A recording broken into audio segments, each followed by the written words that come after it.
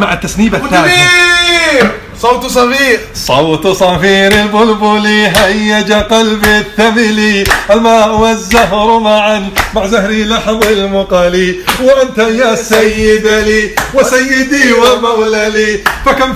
تيمني غزيل عقيقلي، قطفته من وجنة من لثم ورد الخجل، فقال لا لا لا لا لا وقد غدا مهرولي، والخوذ مال الطربة بلهذا الرجل، فهو الوالد وهو الولد ولولي ويللي، فقلت لا تولولي وبين اللؤلؤ لي، قالت له حين كذا انهض واجد بالنقل، وبدية سقونني قهوة كالعسل، شممتها بأنفي أزكى من القرنفل، في وسط بستان حالي بالزهر والقرنفل، والطبل طب طب طب لي طب طب طب.